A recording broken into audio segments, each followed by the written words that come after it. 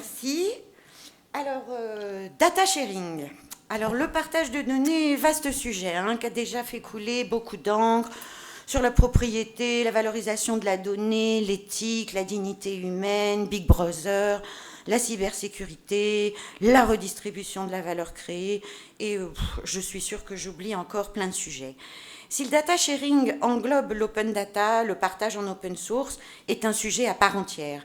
Alors, on a un événement open source juste à côté. On ne va pas vraiment l'aborder, je préfère le dire tout de suite. Quand on parle de data sharing, on est plutôt moins dans le B2C et plutôt sur cette nouvelle tendance d'accord point à point de partage en B2B entre industriels dans des consortiums, des alliances, sur des projets spécifiques. On partage de la donnée protégés par de la propriété intellectuelle, des secrets de fabrication. On partage des données qui sont considérées comme un actif de l'entreprise, un actif qui a une valeur en levier de compétitivité et dynamique d'innovation. Alors, comment est-ce qu'on va partager ça ? Le partage de données, ça a donné lieu à de nouveaux outils technologiques, les places de marché de données, les data marketplace, les data hubs, les data lakes, les clean rooms et les data management platforms. Je vous jure que j'ai appris tout notre jargon avant d'arriver. La data crée de la valeur. Et une étude qui a publié les chiffres de retour sur investissement sur l'analyse de la donnée dit « Les organisations qui ont implémenté et utilisé avec succès des applications analytiques ont réalisé des retours allant de 17% à plus de 2000%, avec un retour sur investissement médian de 112% sur 5 ans et parfois moins. » Donc le data sharing est vu comme un levier de performance, de compétitivité, mais aussi comme un sujet aux nombreux points de vigilance et qui évolue très rapidement dans ses modalités. Enfin, le partage de données, bien sûr, est lié à la transformation numérique des entreprises. Ça les fait changer de business model, d'organisation, avec de nouveaux services, voire changer de paradigme. Les algorithmes d'IA, certains, tout du moins, demandent une grande masse de données pour être efficients. C'est le machine learning, c'est ce genre de grande IA de masse. Et la nécessité aujourd'hui de se rassembler en écosystème pour partager ces données, exploiter ces données, en déduire des nouvelles applications, des nouveaux services et des solutions de bout en bout, il faut aussi en comprendre les défis, l'innovation systémique, l'impact pour les organisations et les enjeux technologiques, juridiques et humains. Pour entrer dans le vif du sujet du data sharing, 3 intervenants que l'on remercie de leur présence. Alain Bensoussan, avocat, président fondateur du cabinet Alain Bensoussan Avocat Lexing, un cabinet spécialisé dans le droit numérique et des technologies avancées. Vous êtes également président du réseau international d'avocats technologues Lexing, directeur de publication du magazine Planète Robot, le premier magazine européen dédié aux enjeux de la robotique et de l'intelligence artificielle. Et vous êtes surtout réputé pour vos prises de position fortes sur la valorisation et la propriété des data. Jean-Pierre Ril, donc je suis partie du bout, je reviens vers moi. Jean-Pierre Ril, Technology Innovation Lead chez Havana de France, le premier intégrateur mondial de services cloud et digitaux innovants, né d'une alliance entre Accenture et Microsoft, première alliance dont on va pouvoir parler, une alliance qui connaît une forte croissance, organique et par acquisition, pour proposer des solutions digitales de bout en bout, et notamment son expertise sur le sujet des données, de l'intelligence artificielle et de l'IoT, pour accompagner les industries dans leur transformation numérique. Et enfin, Éric Fintin, je l'ai bien prononcé, breton, ex-directeur du programme véhicule électrique du groupe Renault, papa de la Zoé, et aujourd'hui CEO de Software République, directeur des opérations de la Renaulution, Software République étant une tech compagnie issue de l'alliance de 6 grands groupes en écosystème autour des questions de mobilité, d'énergie et des systèmes embarqués. Je vais quand même citer les 6 groupes parce que c'est un peu important. Atos, Orange, ST Microelectronics, Thales, Dassault et bien sûr Renault.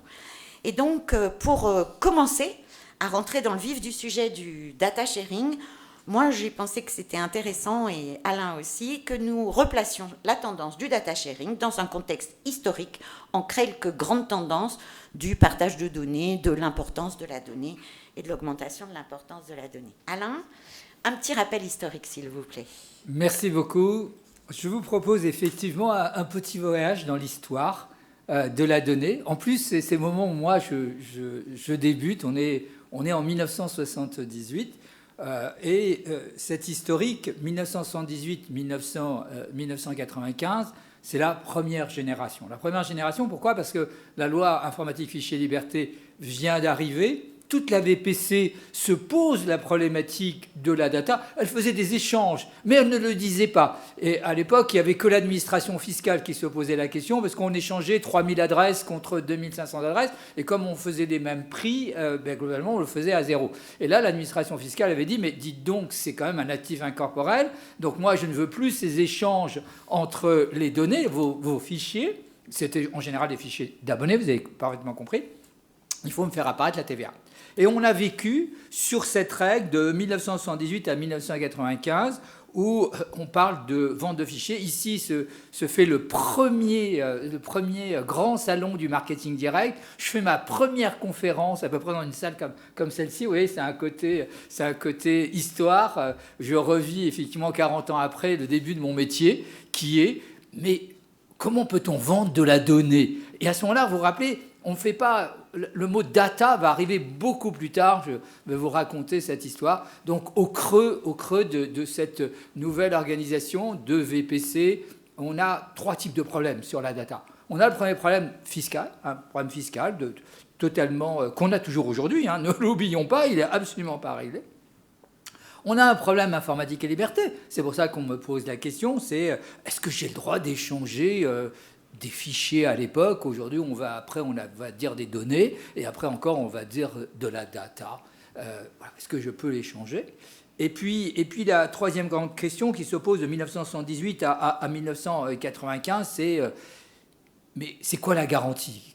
Comment je protège ça et quelle garantie je donne? Garantie à ce qu'on ne réutilise pas mes données dont j'ai vendu effectivement pour une seule campagne. Garantie de mes données parce qu'on m'a dit que j'avais un taux d'attrition de moins de 3% alors que tel n'est pas le cas. Garantie effectivement d'origine de la data parce que mais de la donnée. Voilà la première partie de l'historique. Et tous les contrats sont autour des contrats de vente de fichiers. Alors, on parle de vente de fichiers, mais juridiquement, c'est jamais un contrat de vente. C'est toujours un contrat de licence pour une campagne donnée, pour une cible donnée, avec des saucissons qui sont autant, effectivement, de pièges à utilisation normale. Voilà comment va se passer cette première période. Deuxième période, on est en 1995, là, c'est cette période-là, moi j'ai la chance de dessiner le point .fr, de faire la première charte du point .fr. Il y a très très peu de chartes dans le monde sur l'Internet, et bien évidemment, on peut voir l'Internet de multiples façons, mais échange de données, bien sûr. Et de 1995 à 2018 c'est la date d'entrée en vigueur du fameux RGPD, eh bien, la situation a changé. On ne parle plus de vente de fichiers. Ça continue. Le marché des brokers en fichiers continue. Il ne dit pas grand-chose. Il reste plutôt dans un schéma qui est non visible. Et arrivent donc ces échanges de données entre les sites web et puis les annonceurs avec l'arrivée de tous les opérateurs que vous connaissez. Ici, l'échange de données se fait à travers un mot, les leads. On ne parle pas vraiment d'échange de données. On dit, il y a un lien et ce lien, on va le monétariser. Mais derrière la monétarisation du lien, ce n'est pas le lien qu'on monétarise, ce n'est pas le clic qu'on monétarise. Ce qu'on monétarise, c'est effectivement, on commence à parler de données et de data, pas encore aussi forte. Et dans cette position-là, ce sont des contrats de lead qui sont mis en place. 1995, je ne veux pas être trop long, 2018. Et en 2018, arrive donc vraiment la data. Alors, qu'est-ce que la data par rapport à la donnée? Très rapidement, la data, c'est de la donnée en état futur d'un nouveau usage. C'est ça la différence. On utilise ce deuxième mot, on pourrait utiliser le même mot qui est de la donnée. En fait, c'est simplement de dire que c'est de la donnée au sens qu'elle a été transformée informatiquement, mais que c'est de la data au sens qu'elle va pouvoir être utilisée dans un usage qui n'est pas celui de l'application primaire. Et donc arrivent tous les noms que tu as donnés, mais moi je préfère celui de l'acte de données. C'est celui que je vous propose d'utiliser à la fois dans vos contrats, dans vos mails. La différence entre une base de données et une acte de données, c'est qu'on est multi-format, multi-usage, multi-origine. Donc vraiment une concentration, captation de la donnée dans cette troisième partie, le lac de données. Et là, on est bien évidemment sur le RGPD. le règlement général 2016-679, qui est un processeur d'universalité, puisque la plupart des pays du monde ont des lois équivalentes ou presque équivalentes au RGPD. Et donc, c'est une approche de la data mondiale. Et la conséquence de ces trois histoires, c'est que, mais on va y revenir, mais il faut terminer une présentation historique, on n'a pas réglé, malgré cette historique, ni les questions de responsabilité, ni les questions de contrat, ni les questions de propriété, mais ce sera la deuxième histoire. Alors, Jean-Pierre, une réaction sur justement cette masse de données, la data-entropie, comme vous en parlez? Oui, alors avant d'arriver sur la data-entropie, c'est en 2011, il y a eu quand même le phénomène Big Data qui a d'ailleurs accéléré le fait qu'on doive légiférer et définir comment on échange de la donnée, ce qu'est exactement la donnée. Et je me souviens en 2011, on disait toujours, il faut tout garder, tout. Le problème, c'est qu'on a un volume conséquent. Et surtout, c'est que la donnée brute ne vaut pas grand-chose, en fait. Pris unitairement, ou alors à moins de la prendre dans son ensemble, mais on a besoin de la nettoyer. Alors, soit on parle de curation de données, on a besoin de la valoriser. Et c'est ça qui, finalement, a de la valeur. C'est ça qu'on va pouvoir monétiser, qu'on va pouvoir repartager derrière. Donc, on a eu cette vague de Big Data qui a finalement mis sur la scène l'importance de la donnée. Mais en fait, ce qui est marrant, c'est que ce n'est pas le volume qui fait la valeur de la donnée, mais c'est plutôt sa transformation, sa préparation, et justement pour qu'elle soit vendable, non pas comme un simple fichier, mais comme un lead, un prospect, une analyse, etc.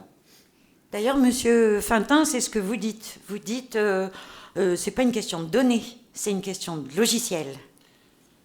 Oui, effectivement, c'est une question de. Enfin, le mot software et finalement le mot données, moi, je les associe beaucoup. Alors, j'ai pas l'expérience tech puisque moi, je viens de la vieille industrie automobile qui est en train de se transformer. Mais clairement, oui, on voit que ce besoin, il est de plus en plus prégnant. Et finalement, il y a un double mot et le titre de la conférence là-dessus est bien choisi puisque pour nous, il y a le mot data ou software et il y a le mot sharing. Et finalement, ça traduit 4 grandes tendances de l'industrie automobile. Je pense qu'ils sont pas du tout, ou de la mobilité, qui ne sont pas spécifiques à Renault. Un, c'est l'électrification. Deux, c'est la servicisation. Ce mot n'est pas très joli, mais c'est très. Moi, j'aime bien, je trouve ça clair. C'est donc, on parle d'un usage, d'un objet à un usage.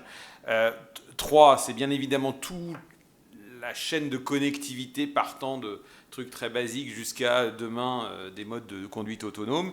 Et puis 4, un sujet que peut-être moins connu des gens en dehors de l'industrie, qui est la transformation des architectures électroniques des voitures. Vous savez que pour des raisons historiques, et là on pourrait remonter effectivement aux années 80, l'électronisation des voitures s'est fait par fonction et donc par une myriade de petits calculateurs répartis dans la voiture. On parle de plusieurs dizaines aujourd'hui sur une voiture. On est à la limite de ce système-là. On va passer sur des organisations et des architectures beaucoup plus centralisées, comme l'a fait Tesla par exemple.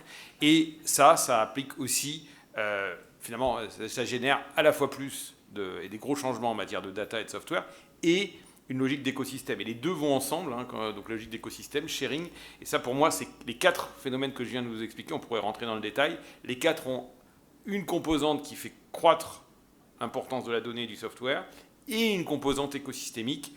Sur les véhicules électriques, c'est bien évidemment le travail avec les énergéticiens, avec les opérateurs de bornes, avec les gens dans les villes, etc. Et voilà, on pourrait décliner sur les 4. Donc, data, partage, c'est vraiment le cœur de la transformation de l'industrie automobile. Et donc, c'est pour ça qu'on a créé, dans le cadre effectivement de notre plan stratégique, cette alliance, parce que c'est une manière de concrétiser les éléments de l'écosystème. Alors, elle n'est pas du tout fermée, cette alliance, mais en tout cas, on a 6 gros acteurs qui veulent faire cette transformation de data et de sharing. Donc, en partageant la donnée, vous améliorez votre performance opérationnelle, vous entrez avec plus de données et donc ça vous permet d'offrir de nouveaux services et de nouveaux usages. Quelques exemples ?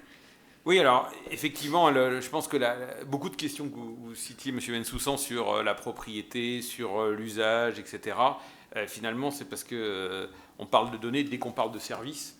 Ces questions-là tombent souvent parce que finalement, le client ou l'utilisateur ou le réceptacle final de la donnée, il voit de la valeur. Et je pense que notre enjeu à tous, c'est pas forcément de se battre pour obtenir des opt-in ou obtenir des autorisations, mais c'est plutôt se battre pour faire des services qui ont de la valeur. Et la question toutes ces questions-là tombent derrière, et je pense pour nous tous en tant que clients, parce qu'on y voit un intérêt. Donc ça, c'est vraiment important. Je vous donne un exemple concret sur lesquels on travaille, par exemple sur l'aide au parking.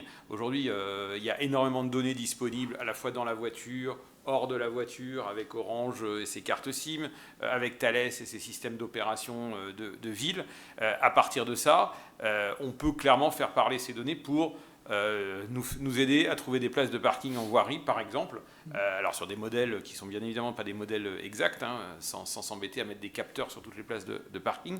Bon, bah ça c'est un exemple très concret où on crée de la valeur à la fois pour l'utilisateur, pour la collectivité, parce qu'on réduit le CO2, on réduit les embouteillages, etc. Donc ça c'est un exemple où finalement on efface la notion de propriété, et je pense que si effectivement on gagne tous 10 minutes pour se garer, on sera tous d'accord pour partager des choses.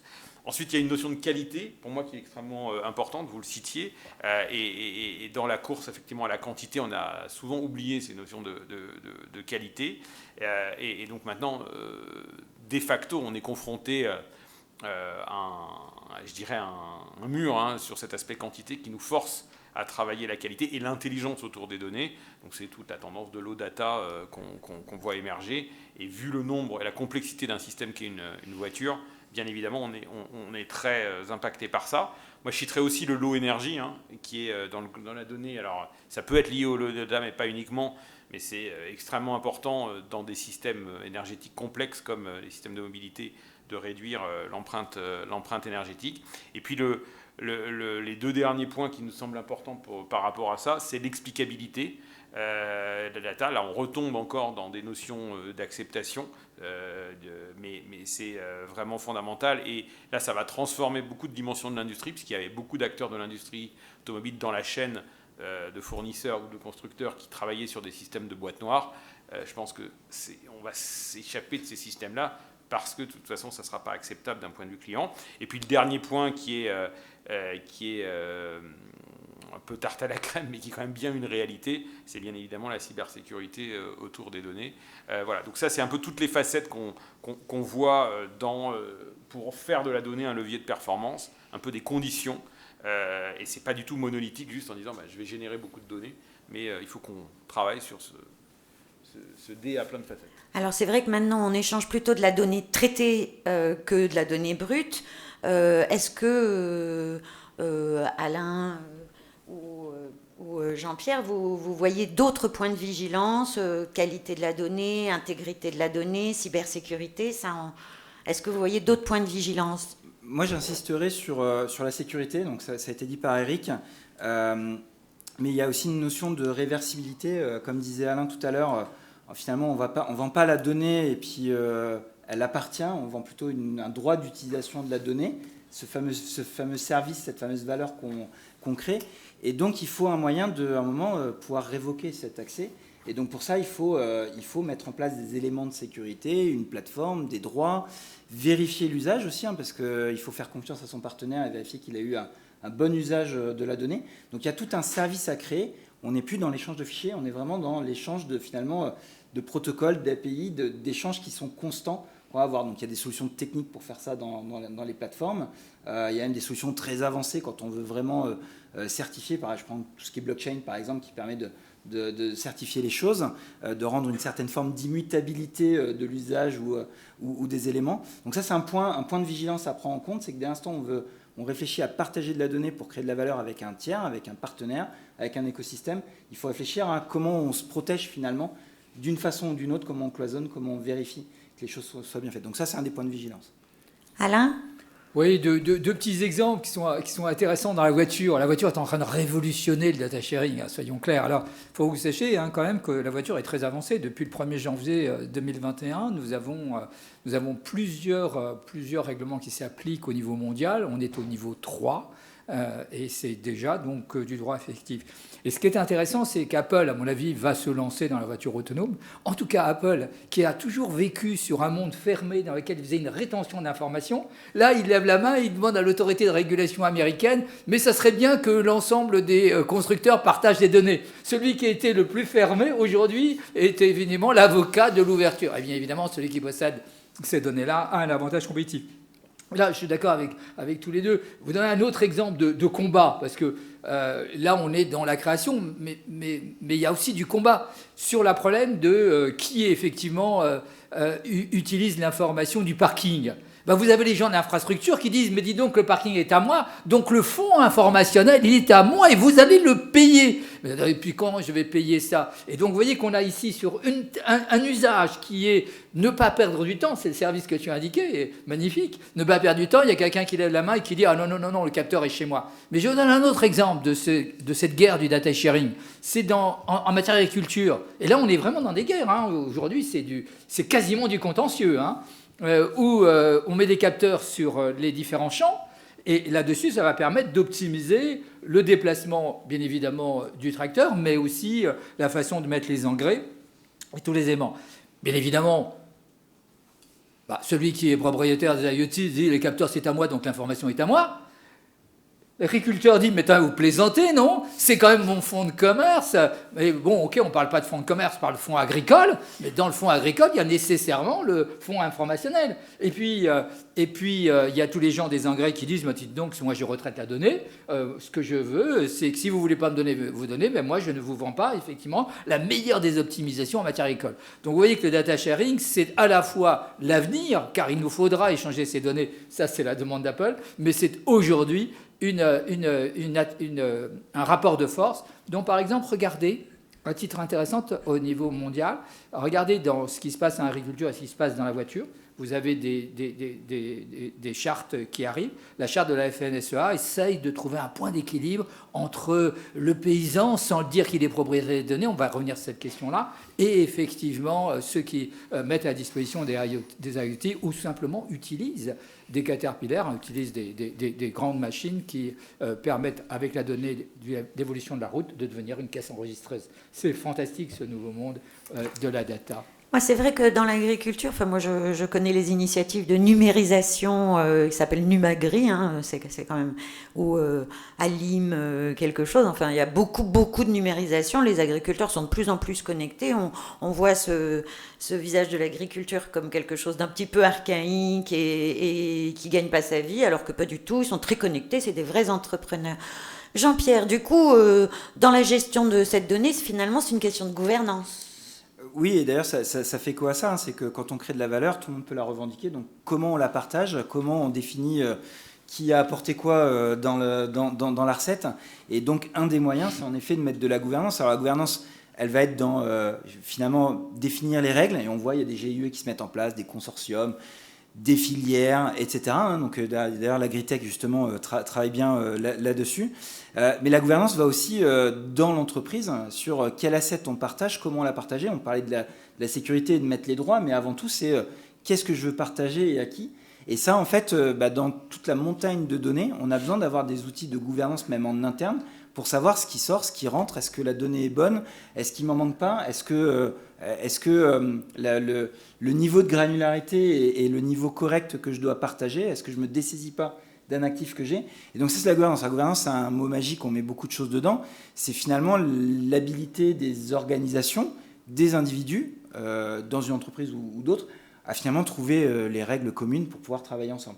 Donc il faut mettre cette gouvernance au-dessus de la donnée pour faire en sorte que ça fonctionne bien dans la plateforme ou aussi tout simplement dans les chartes ou les consortiums qu'on crée entre entreprises.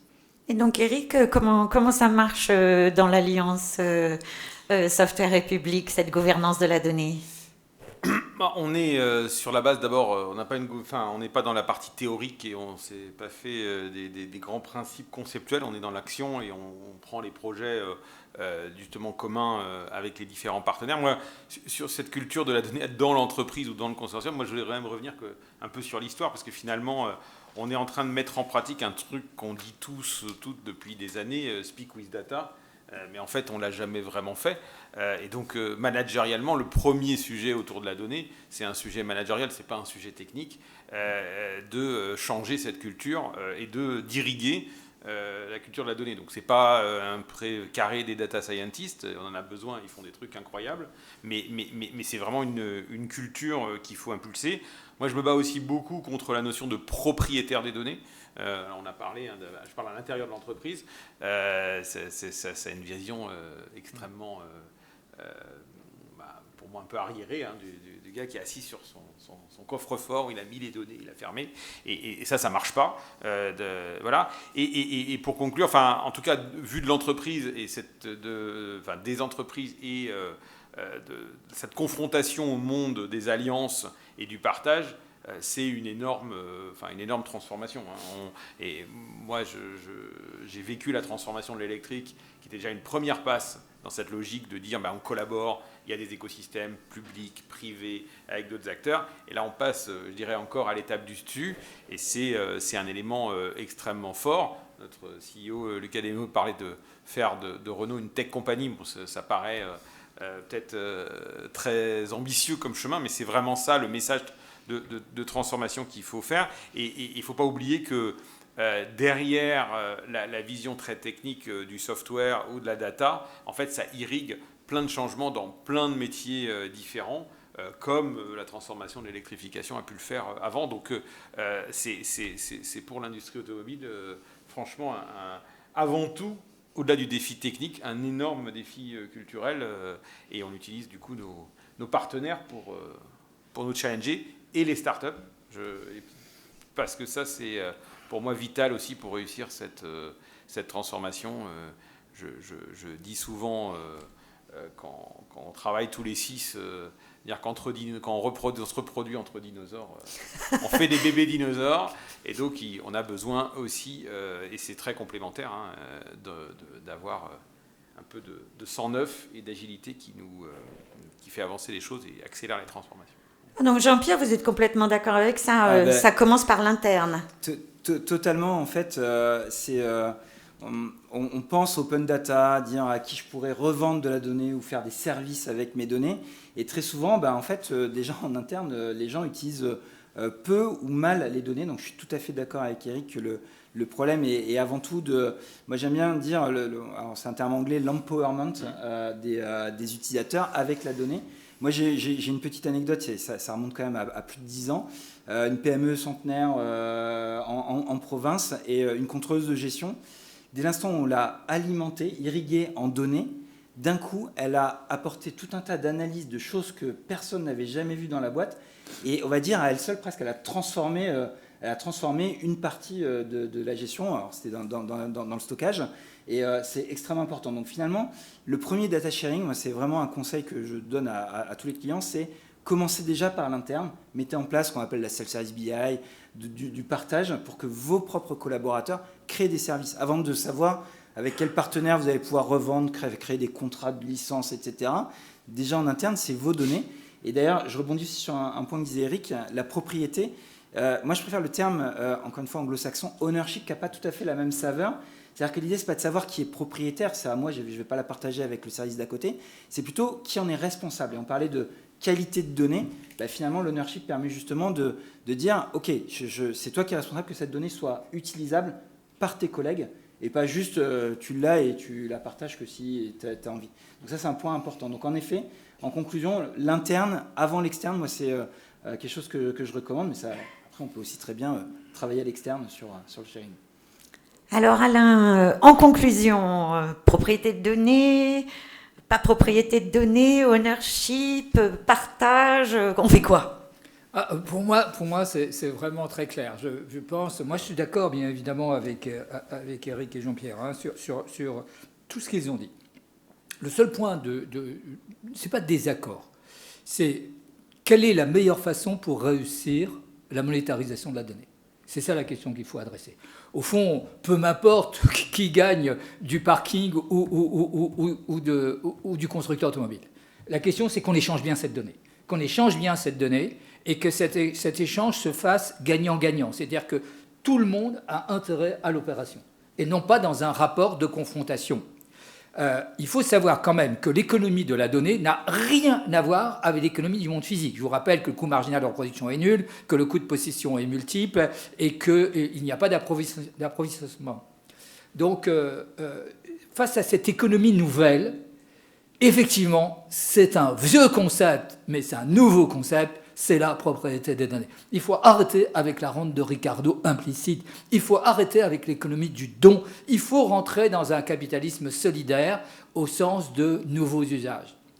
Et pour moi, la propriété de la donnée, c'est la nouvelle économie qui va se mettre en place. Parce qu'on n'a pas d'autre moyen que le marché. C'est le marché qui va donner cette valeur. Et si effectivement il y a une valeur, il faut qu'il y ait un propriétaire, sinon c'est des conflits. Ou alors, bien évidemment, on peut mettre en place des sociétés communes, on peut mettre en place des GIE, on peut mettre en place des consortiums, on peut mettre en place des chartes, on peut mettre en place des labels. Bien sûr que tout ça est possible, mais pour moi, c'est du pré-capitalisme. La vraie capitalisme, c'est le marché de la data, et la meilleure façon de régler le marché de la data, c'est d'avoir un propriétaire responsable et d'avoir un utilisateur solidaire.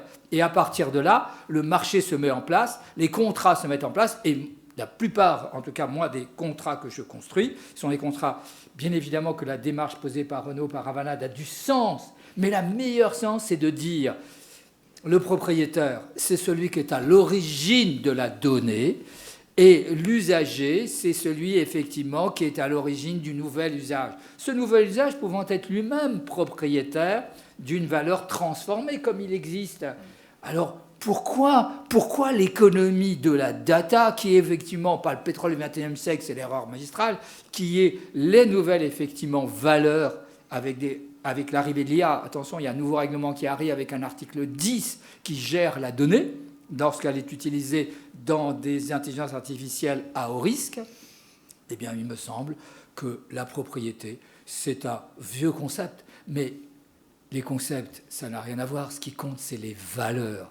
Aujourd'hui, vous avez propriété, vous avez sécurité et vous avez dignité.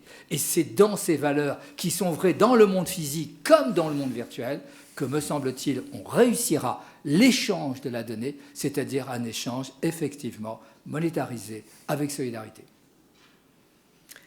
Pardon d'avoir confondu réponse à une question et fait de rire. Non, pas de souci. Eh bien, écoutez, on va pouvoir passer aux questions, sauf si vous voulez rajouter quelque chose, peut-être, Eric.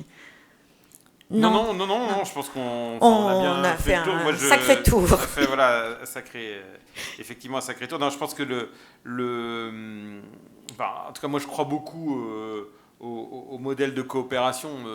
Et quand je vois les équipes des 6 groupes se mettre ensemble, je parle vraiment au niveau opérationnel sur des sujets cadrés et la dynamique qu'il peut y avoir entre les équipes, tout en gardant chacun des intérêts propres. Moi, ça me donne énormément confiance sous des formes effectivement de coopération qui peuvent être dans certains cas de compétition. Mais en tout cas, pour moi, c'est ça la base qui fera que ça marchera, c'est que les organisations, les gens, ils ont finalement besoin, envie de cette coopération, et sans naïveté et sans renoncer à des notions de propriété, mais juste pour créer ensemble les services et la valeur. Donc voilà, on va donc positif. La donnée crée de la valeur parce qu'elle permet de créer de nouveaux usages et de nouveaux services. Cette valeur doit être partagée. Aujourd'hui, l'essentiel, c'est d'arriver à échanger ces données de façon sécurisée, l'intégrité des données, de la vérifier quand même, sécurité des données, et de le faire en fonction de nouveaux usages qu'on a envie pour améliorer la vie des gens. Et puis, va s'installer peut-être soit de multiples alliances, c'est ce qu'on voit, c'est le mouvement du data sharing, ou à terme, une vraie économie de la donnée. Alors, on passe aux questions. Est-ce que vous avez des questions dans la salle? Alors, juste un petit point, quand vous voulez poser une question, vous pouvez vous rapprocher d'un des micros et poser votre question. Allez. Il faut toujours qu'il y en ait un qui se décide en premier. Je peux poser la première question si vous voulez. Ah, parfait. Merci. Bonjour, effectivement, question un petit peu pour lancer les questions suivantes. Mais Monsieur Bensoussan, vous avez parlé de l'usage solidaire de la donnée. Je vois que ça m'a donné un petit peu envie d'en savoir un peu plus de qu'est-ce que vous cachez derrière ce mot, s'il vous plaît. Avec grand plaisir. Merci de me donner cette possibilité. Je pense que si vous êtes d'accord avec moi que la meilleure façon de réussir le partage des données, c'est d'avoir un marché de la donnée, un vrai marché de la donnée, avec tous ces éléments, et sûrement pas la comparaison au pétrole, mais un vrai marché de la donnée. Et nous avons une chance au XXIe siècle, c'est pour ça que j'aime bien la rente de Ricardo en comparaison. Nous avons une chance de créer un nouveau marché, et de le créer au niveau mondial. Comme nous n'avions pas peur, avec la loi informatique et liberté, c'est devenu un processeur d'universalité. Le monde entier suit effectivement ces droits de l'homme, entre guillemets, à vocation de valeur juridique. Eh bien, je pense qu'on peut créer aussi des droits de l'homme à vocation de valeur économique. Je pense que les grands consortiums, toutes les sociétés qui vendent des plateformes, peuvent créer un nouveau monde. Et ce nouveau monde est au fond, si on admet que le capitalisme ou la monétarisation est un des meilleurs systèmes, il n'y a pas qu'il n'y en a pas d'autres, créons un marché capitaliste solidaire. Solidaire, ça veut dire quoi? Ça veut dire 3 choses pour moi. La première, c'est qu'on respecte effectivement celui qui a créé la donnée initiale. La deuxième, c'est qu'on respecte celui qui a créé de la valeur, la petite société qui crée de la valeur et qui, je dirais, en une journée, elle a signé un petit contrat et elle a perdu tous ses droits, alors qu'il y a des choses fantastiques, ou pas forcément que les petites. Donc on respecte celui qui a créé la donnée initiale, on respecte celui qui a effectivement créé la nouvelle valeur, et surtout, on fait en sorte que, quelque part, cette richesse est répartie avec l'ensemble des agents économiques. Prenons tout simplement nous. Aujourd'hui, les GAFA, on s'en prend aux GAFA, mais GAFA ont merveilleusement réussi. Il faut peut-être arrêter de s'en prendre à ces sociétés. Je ne suis pas leur avocat, donc ça me donne de grandes libertés. Mais j'étais là du début à la fin. Elles sont dans un pré-capitalisme. Le problème d'aujourd'hui, c'est qu'elles sont entre propriété, sécurité et dignité. Elles n'arrivent pas à trouver le bon point d'équilibre. Mais la solidarité, c'est que fait que quelqu'un qui tient de la donnée, quelqu'un qui a un usage potentiel pour le faire dans l'intérêt du marché, et l'intérêt bien évidemment des agents économiques sur ce marché, eh bien, il y a un droit d'accès. Parce que moi, je ne suis pas trop sur un open access, un open usage, un open distribution et tout ça. Moi, je suis sur un accès obligatoire. C'est que toute personne qui a effectivement une donnée doit la mettre à la disposition de l'autre. Et la meilleure façon de le mettre, c'est de créer un marché. Ou de créer un non-marché. C'est en ça la solidarité. On peut créer un nouveau capitalisme solidaire. Pareil en matière d'IA, où on ne laisse pas les gens parce qu'ils ne sont pas suffisamment compétents, on les laisse à côté comme avant les systèmes de tissage. On crée un nouveau capitalisme où l'enrichissement est effectivement quelque chose qui a de la valeur, où l'innovation est quelque chose qui a de la valeur et qu'on le fait de manière solidaire. Et ça, on peut créer un nouveau monde. Ça a du sens. En tout cas, je veux rêver. Oui, tout à fait. Et rien que la formule, vous savez, le droit n'est que l'écume des valeurs. Et aujourd'hui, on peut créer ces nouvelles valeurs. Et un capitalisme solidaire, toutes ces initiatives, et je suis tout à fait d'accord avec toutes ces initiatives, mais je pense que la première des initiatives, c'est de se poser 3 questions. En quoi est-ce que je fais digne sur la donnée? En quoi, effectivement, je suis rémunéré sur cette donnée? Et en quoi je suis solidaire sur cette donnée? Si on décide tous ensemble de poser ces 3 conditions comme des valeurs effectivement mondiales, on peut créer un nouveau marché économique. Et il est en train de se créer, soyons clairs. Aujourd'hui, qu'est-ce qui pose ce problème avec les Facebook et autres? C'est qu'on a une économie de dons. On est dans un pré-capitalisme au sens de Godelier. Je donne mes données, il les valorise. Mais je suis d'accord par ailleurs. Je suis d'accord, personne ne m'a forcé à aller sur Facebook, personne ne m'a forcé à aller sur Twitter, personne ne m'a forcé à aller sur tous ces réseaux sociaux. Et c'est dans cette logique de l'échange. Simplement, cette logique de l'échange, aujourd'hui, on voit bien, c'est la limite du pré-capitalisme. C'est la limite d'une économie où moi je donne et lui fait de la valeur. Faisons de la valeur ensemble. Éric, vous vouliez... Oui, mais je pense que cette notion de marché, elle permet de mettre aussi sur la table une autre notion qui est la notion du coût. C'est-à-dire qu'on a, on a souvent une vision un peu miraculeuse de la donnée qui serait quelque chose de gratuit et quelque chose, mais surtout quand on parle de volume, hein, on arrive rapidement sur des coûts et je pense que dans une industrie comme nous, automobile, qui est une industrie qui est très centrée sur les coûts, on a là-dessus un gros step à faire pour maîtriser. Et le ratio coût-valeur, hein, c'est le principe d'un marché, et de le faire comme on le fait sur l'objet métallique, de le faire aussi sur la donnée, parce qu'aujourd'hui, ce point d'équilibre, il n'est pas encore, je pense, trouvé, et on oublie souvent qu'il y a des coûts pour générer la donnée, que ce soit des coûts on-board, des coûts de telco, des coûts off-board, etc. Et donc ça, c'est pour moi un des très gros défis, et faire fi de ça, c'est planter finalement la notion de marché, parce que de toute façon, à un moment, on sera dans une limite économique pour créer le flux. Donc voilà. Oui, on dit souvent la donnée crée de la valeur, on oublie souvent la donnée, ça a un coût. Hein. C'est un sacré coût de traiter de la donnée, hein, avec... notamment quand elle est en masse. Vous vouliez intervenir? Non, c'était pour abonder en fait. C'est que cette valeur, il faut l'estimer, hein, et on pense tous que notre donnée elle est mieux que celle du voisin et qu'elle a un certain prix. Et finalement, c'est les marchés qui permettent de réguler ça, parce qu'ils vont intégrer les coûts. Hein. Je ne vais pas aller sur le marché si c'est pour perdre de l'argent. Et inversement, si ma donnée a vraiment de la valeur, en fait, le marché va la valoriser. Alors, en effet, c'est très libéral, très capitaliste, mais ça donne une notion d'équilibre pour ça. Et puis au final, il faut toujours une plateforme pour opérer et faire marcher tout ça, qui va s'adapter aux contraintes réglementaires, juridiques, et intégrer ces notions de marché. Mais je crois que Jean-Pierre-Éric, on est tous d'accord à la solution. Simplement dans la démarche de ce qui est fait aujourd'hui, hein, au niveau des plateformes, que moi j'observe, et c'est vous les patrons de cette dynamique, je me demande simplement si l'accélérateur... Prenons l'exemple du parking, il est excellent. Voilà, la voiture autonome, niveau 3, et le propriétaire du parking.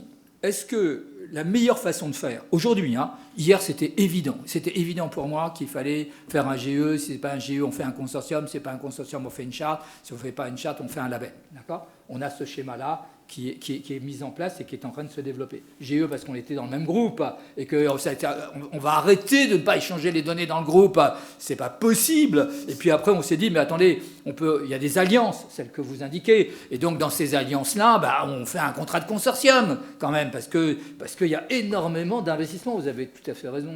Et puis après, on s'est dit, dans le cas, par exemple, des opérateurs agricoles ou bien d'autres, il y a plein de chartes dans le monde. On fait des chartes pour qu'on dise, voilà nos règles du jeu à nous. Et puis après, on s'est dit, mais non, il faut faire quand même mieux. C'est on crée des labels. Voilà. Donc ça, c'est le schéma. Il y en a encore 2 autres derrière. On n'a pas le temps. La question qui se pose pour nous, et que moi, je pose aux patrons opérationnels, alors moi, je n'ai pas de solution. Je me dis, est-ce qu'il ne vaudrait pas mieux de traiter avec le patron du parking et le patron de la voiture autonome, de dire on a un protocole d'échange aujourd'hui des données, niveau 3, hein, voiture à infrastructure et voiture à voiture, et bien à partir de ce moment-là, moi, j'admets, dans une sorte de bac à sable, non pas réglementaire, mais de bac à sable économique, j'admets de la payer la donnée. J'admets, pourquoi ? Parce qu'elle fait gagner du temps à tout le monde. Et ce gain de temps, voyons comment on peut le valoriser. Et je vais encore plus loin. Je pense que toute personne qui a une idée de valorisation dans l'intérêt de la société doit avoir un droit d'accès automatisé. Vous voyez ? Je vais encore plus loin. J'essaye d'inventer de nouveaux droits. Je ne suis pas rétrograde sur la propriété. Je accepte son système de propriété parce que je ne veux rien de lui prendre. Voilà, puisque j'ai besoin de ce gisement informationnel de départ. Mais la valeur de ce gisement, elle n'est pas liée dans sa rétention. Elle est liée parce qu'il peut s'y opposer. En tout cas, la meilleure façon de s'y opposer, c'est pas d'être propriétaire, c'est que je vous la donne pas. Donc, le vrai enjeu, c'est un open access design par dignité. Et pour rebondir sur ça, en fait, c'est quelque chose qu'on voit techniquement avec les API, les interfaces de programmation. C'est que les nouveaux acteurs finalement mettent ça. Et d'ailleurs, souvent, récupérer la donnée, par exemple, la liste des places de parking est gratuit. Par contre, l'utiliser, là, on rentre sur une fonction où là, il y a un coût qui arrive. Et finalement, c'est quelque chose qui va s'équilibrer comme ça. Chacun va exposer, et c'est-à-dire qu'on n'expose pas de la donnée brute, une table avec des colonnes, etc. On expose finalement un service. Et finalement, le fait de transformer ça en service va peut-être permettent de savoir quelle valeur ça a et comment on met les règles d'échange. Surtout qu'avec les micro-paiements, on a les moyens techniques. En plus. On a les moyens aujourd'hui des micro-paiements ou des centièmes de paiement, pour parler comme le Bitcoin. Donc on a une possibilité quasiment de rapprocher la donnée à sa valeur unitaire. Mais par contre, il faut des plateformes, il faut des coûts. Et pour moi, tout ce qui est fait jusqu'à aujourd'hui, eh bien, c'est du pré-capitalisme. Et il faut le faire parce qu'il faut mutualiser ses coûts. Et il faut avoir les API, il faut développer effectivement des services. Oui. Eh ben, vaste programme en perspective sur le data sharing qui veut nous réinventer un capitalisme solidaire. Et du coup, peut-être... non, on n'a plus le temps. Trop. Allez, une dernière question parce que... Non, alors vers le micro parce qu'on enregistre et puis on veut entendre vos questions pour les replays. Merci. J'ai une question assez précise pour Monsieur Rial. Vous avez évoqué l'importance de justement pouvoir vérifier l'utilisation des données et de garantir finalement l'ownership. Comment vous pensez rendre possible cette gouvernance de la donnée? Alors, j'ai pas bien compris la question. Comment organiser la gouvernance de la donnée dans une entreprise ou dans un... Comment vous pensez la rendre possible, cette gouvernance? Alors, c'est là où c'est compliqué, c'est que la gouvernance, on a longtemps cru, et d'ailleurs beaucoup le croient encore, que j'achète un outil qui est estampillé outil de gouvernance de données et ça se fait tout seul. Avant tout, la gouvernance, c'est des gens qui mettent en place des process et seulement après vient l'outil qui va venir étayer ça. Et si je devais résumer ma réponse en une phrase, c'est ça, c'est ne pensez pas que c'est un outil, c'est d'abord mettez les règles et ensuite vous trouverez un outil qui vous permet de faire ça. Après, il y a plein de parties d'outils et la première des choses, on parle souvent des fois de data cataloging, désolé pour l'anglicisme, mais déjà pour moi c'est la première chose, c'est on fait l'inventaire de ce qu'on a. D'ailleurs, le RGPD a contribué puisqu'on a été obligé, contraint de lister où se trouvaient nos données, ce qu'on avait, mais c'est la première des choses, c'est déjà qu'est-ce que j'ai, qui l'utilise, qui en a l'ownership, etc. Donc, c'est un point de départ. Donc, j'ai fait une demi-réponse, mais en tout cas, voilà, l'important, c'est pas l'outil qui répond, c'est vraiment les process qu'on met en place. L'outil n'est qu'un appui, et ensuite, on démarre avec l'inventaire et le cataloging des données. Eh bien, on va remercier chaleureusement nos trois intervenants qui nous ont fait un beau panorama du data sharing et de ses enjeux. Merci. Et puis, si vous voulez continuer cette conversation, le mieux, c'est quand même dans le couloir parce qu'il y a un quart d'heure de battement entre différentes conférences. Merci à vous.